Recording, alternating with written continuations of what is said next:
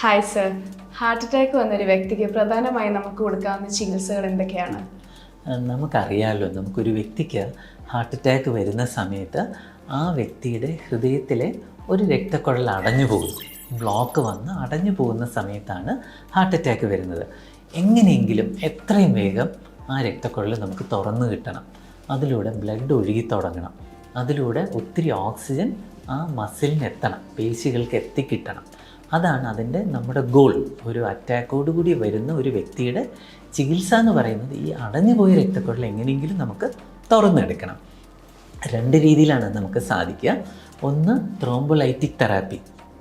Thrombolytic therapy എന്ന് വെച്ചാൽ നമ്മൾ ബ്ലഡ് സർക്കുലേഷൻ കൂട്ടാൻ, അതായത് അവിടെ ഉണ്ടായ രക്തക്കട്ട അലിയിച്ച് കളയാൻ സാധ്യതയുള്ള ഒരു മരുന്ന് ത്രോംബോലൈറ്റിക് തെറാപ്പി എന്നാണ് നമ്മളതിന് പറയുന്നത്.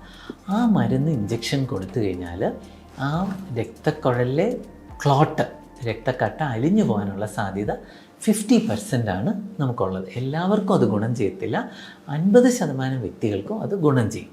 ഇനി അതിനേക്കാളും കുറച്ചുകൂടെ ഉത്തമമായിട്ടുള്ള ചികിത്സ, അതായത് നല്ല സൗകര്യമുള്ള ആശുപത്രിയിൽ എത്തുന്ന ഒരു വ്യക്തിക്ക് ചിലവ് കൂടുതലാണെങ്കിലും എമർജൻസി ആൻജിയോപ്ലാസ്റ്റി എന്നാണ് അതിൻ്റെ ആ ട്രീറ്റ്മെൻറ്റിന് പറയുന്നത്. അതായത് അടഞ്ഞുപോയി രക്തക്കുഴൽ ഹാർട്ട് അറ്റാക്ക് വന്നു, ഉടൻ തന്നെ ഈ വ്യക്തിയെ കാത്ത് ലാബിലേക്ക് എത്തിച്ച് ആൻജിയോഗ്രാഫി ചെയ്ത് ഏത് രക്തക്കുഴലാണ് അടഞ്ഞുപോയതെന്ന് കണ്ടുപിടിക്കുക.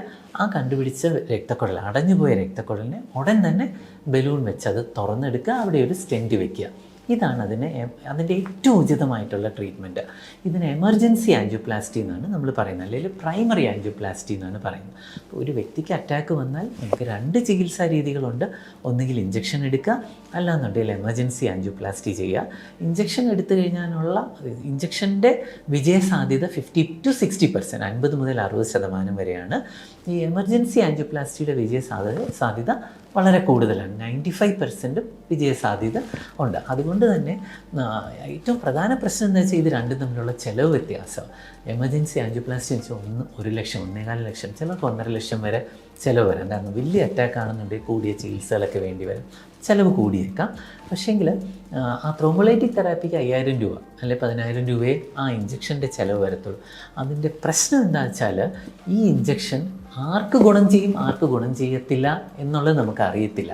അതുകൊണ്ട് ഒരു വ്യക്തിക്ക് നല്ലൊരു സൗകര്യമുള്ള ഒരു ആശുപത്രിയിൽ എത്തിക്കഴിഞ്ഞാൽ, അറ്റാക്കോടുകൂടി എത്തിക്കഴിഞ്ഞാൽ ഏറ്റവും ബെസ്റ്റ് ചികിത്സ എന്ന് വെച്ചാൽ എമർജൻസി ആൻജിയോപ്ലാസ്റ്റി എന്നുള്ളതാണ്.